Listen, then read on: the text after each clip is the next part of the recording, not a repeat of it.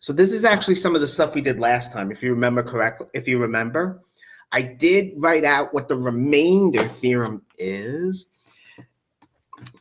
Basically, if you have a polynomial, okay, and if you divide it by x minus a, okay, you know, capital F is our dividend, and if your divisor is x minus a, then the remainder is actually going to be a constant. And in fact, we know what that constant is. It's f of a. Okay, so this is the remainder theorem. It just follows immediately from the division algorithm. Okay, and I did go through some stuff last time. There was also the factor theorem, which is actually stated here, that if you take a polynomial f of x, it will have x minus a as a factor, if and only if f maps a to 0. Okay? So x minus a is a factor if and only if f of a happens to be 0. And again, it's just a result of the remainder theorem. And I did do some synthetic division as well. You know, I think this was one example I actually did last time. Okay, I mean, synthetic division is nice. You know, it's when you're dividing by x minus a number. That's when you can use synthetic division. I mean, personally, I like polynomial long division because it works no matter what you're dividing by. You know, no matter what the divisor is. It's a little more involved than synthetic division, of course, but that's just how it is. Okay. So we did do that example last time, okay? And also with this example showed us that you can actually use division to factor, you know, just like you can with integers, right? You know, if you know that if you have an integer and you know 5, for instance, is a factor, you can divide 5 into the number, and then using that, you can factor the integer as well. It's the same thing with polynomials, mostly because we have a division algorithm. Now, the next example here, originally I was going to use synthetic division, but since we did polynomial long division, let's just do that instead. Okay. I mean, you could use synthetic division since you're dividing by something of degree 1, you know, a linear polynomial. However, for something like this, you have to do modification because synthetic division only works if you have x minus a number, okay? It only works in that case. So let's do polynomial long division. And as you remember, with polynomial long division, both the dividend, right, that's what goes in here, and the divisor here, they have to be written in standard form, which they are here, okay? Not only that, if there's any missing terms, you have to use 0 as a placeholder, so to say. Well, 0, you use 0 as a coefficient for that missing term, but you add it in though. Okay? I mean, here, the degree is 3, and there's no missing terms of degree less than the degree of the polynomial. That's really what we mean. So here it's degree 3, but all the other terms are there. Degree 2, degree 1, the constant term. So we don't have to put 0 in for a missing term. Same thing over here, right? This is degree 1, but you don't have to put in, you know, there's nothing missing in between the constant term and the leading term. So, okay, anyway, so how do we divide? We do the leading term of the dividend by the leading term of the divisor. That's what I'm doing here, right? When you do that, you know, you divide the coefficients and you subtract the exponents to get the new exponent of x, the variable, so we get 5x squared. We put that, right? We put that over the like term in the dividend, okay? The like term here, which in this case is 150x squared. And now we multiply. Now it's just like real number, long division of real numbers. What do you do next? You multiply like so, and then subtract. You do 25x cubed plus 15x squared, and you subtract like so. And now we subtract here, right? Now, when you subtract, I think last time I said you convert this to addition. I mean, you technically could, but I think it's better to do the following. It's better to actually just distribute the negative and then subtract like you normally would. You know, like we've seen before. So, I mean, it's not wrong to convert it to addition, you know, to convert the minus sign here, that is, to addition and then distribute the negative. You know, subtracting is the same thing as adding the negative, but it might just be easier just to distribute the minus sign, to think of it that way. Okay? And that's what we're doing here. So when we subtract now, these are going to cancel, right? Then we have this here, right? That turns out to be 135x squared. And then just like in long division of real numbers, you bring the next term down, right? So we have this to divide. And yes, from the slide you could tell that we don't stop. But how do I know that we keep going? Because the degree of this difference is bigger than the degree of this, the divisor. Remember, you keep going until the degree of the difference is less than the degree of the divisor, or you get 0. That's just how it is, okay? So in this case, we have to repeat the process. So we have 135x squared divided by 5x, as you can see, and we get 27x. So this goes over the like term, its like term, which is 131x. And just like before, you multiply and subtract it. That's what we're doing here, as you can see.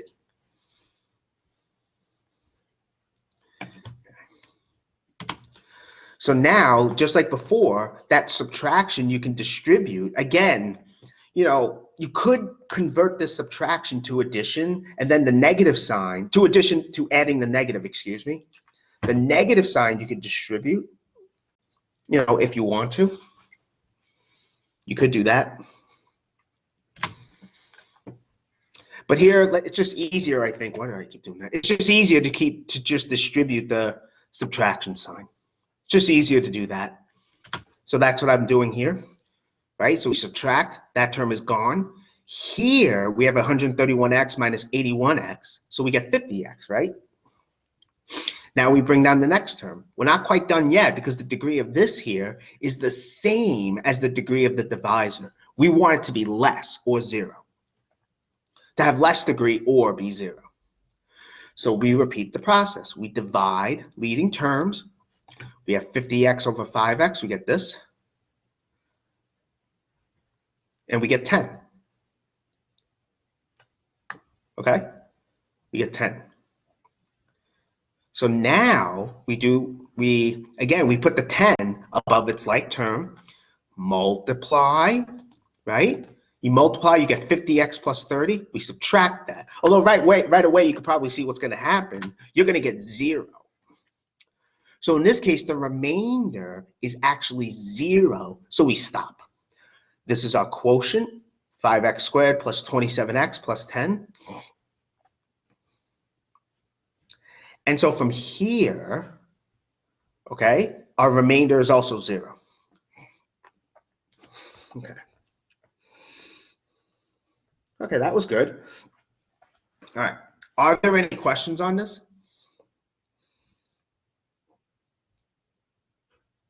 That was just another example. So I feel like with polynomial long division, it takes a little bit of practice. So that's just how it is. Now, here is a slight generalization of that remainder and factor theorem. Not really much, though, but before we had x minus b, right? Well, here we're considering a times x minus b, where a is not 0. It turns out, in fact, if you take a polynomial, capital F of x, and you divide it by a times x minus b, right? It turns out the remainder you can actually calculate immediately. It's just going to be this, capital F at b over a. Before, our a was 1, so this is a slight generalization of it. And from the division algorithm, we get this. It's a sort of general remainder theorem. slightly more general. It's actually not hard to prove. It's really proved almost like the same way as we proved it for x minus b, as we proved it before. Again, it's just a division algorithm. You know, the remainder, right, has to either be 0 or have degree less than the degree of this, which is 1. So it's going to have degree 0 or be 0 itself. So either way, it's going to be a constant. Now, what is that constant? It turns out to be this. And of course, you can get this sort of factor theorem where a times x minus b is a factor of f of x if and only if this thing here is 0.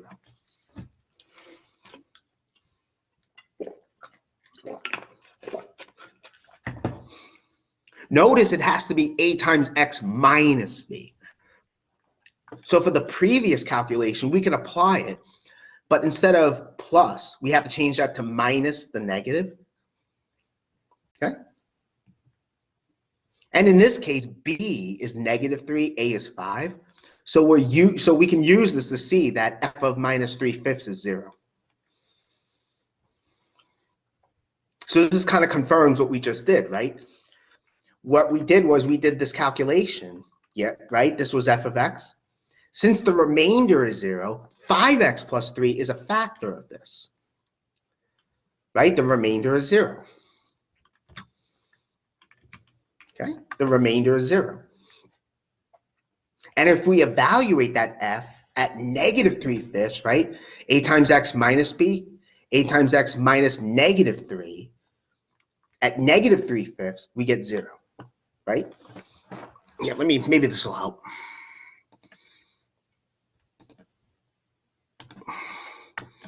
Here we have a,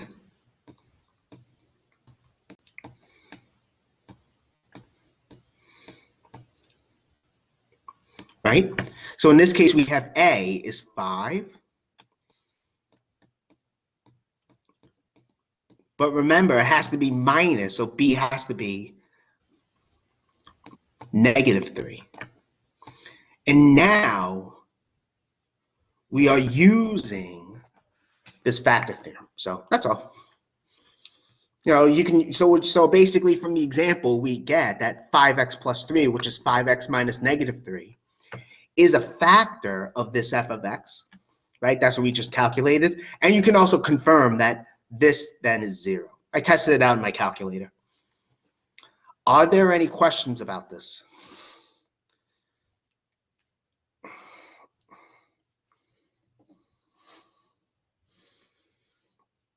Okay, so that's it for this one. So I figured now there was that worksheet I sent everyone. I figured it'd be good for us to work on, for everyone here, excuse me, to work on that. So let me bring that up. Then we'll go through it, of course.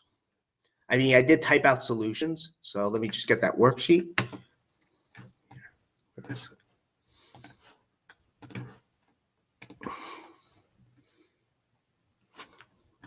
Okay, where is it?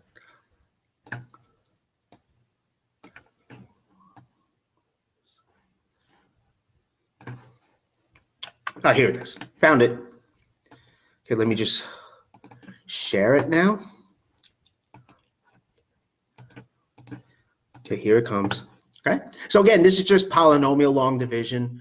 You could use synthetic divisions in certain examples.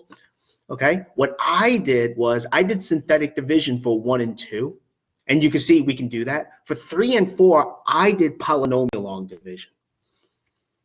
I mean, for 4, you can use synthetic division, but you know, it's x plus 1, so you have to be a little bit careful. All right, so what I'm going to do now is I'm going to stop the recording.